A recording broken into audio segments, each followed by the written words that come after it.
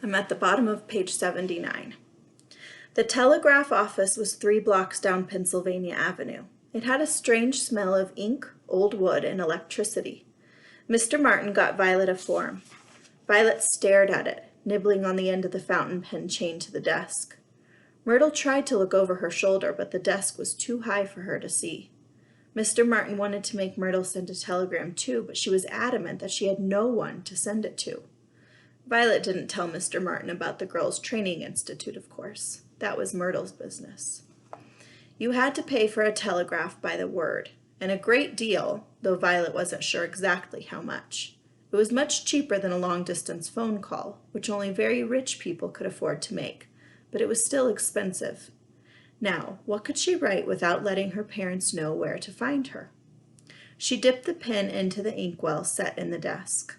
"I am fine," she wrote, printing each word carefully on the form.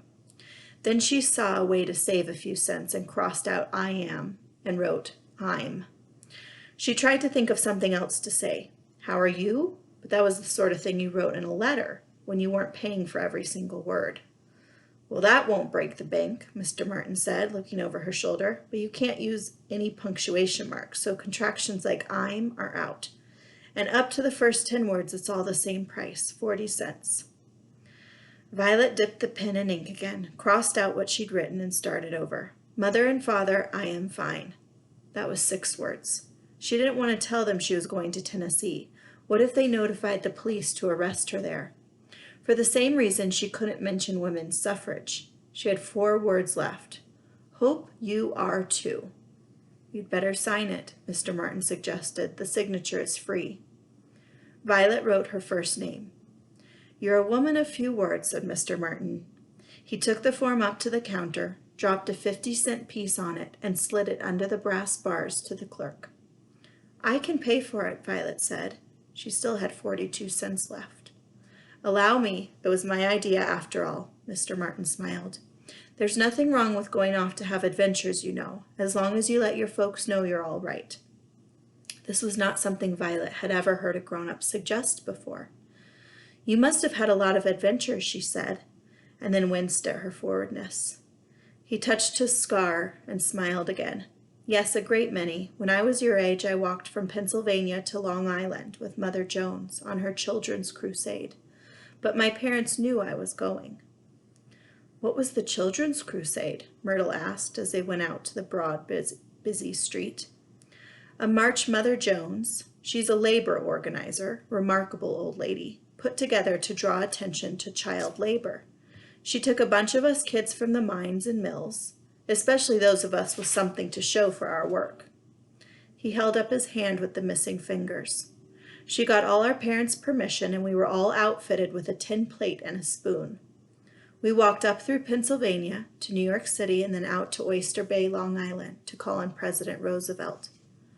"What did President Roosevelt say?" Violet asked as they stopped to let a large, open-sided sightseeing bus, shaped like an overgrown rowboat, pass.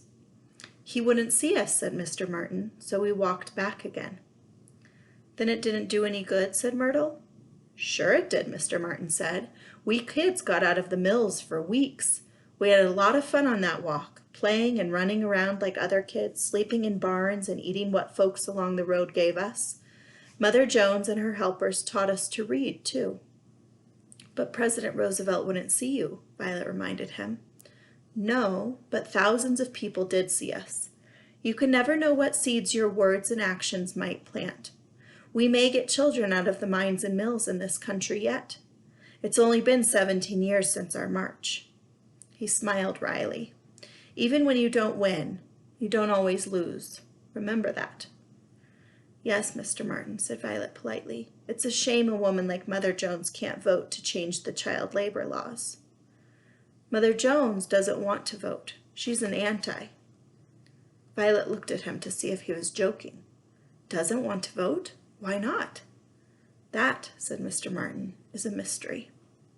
So imagine that, somebody who's willing to go to the president and fight for children not working in mines and mills, yet doesn't want the right to vote as a woman. Kind of interesting. I'm going to stop there and I'll pick you back up. I'm at the top of page 83.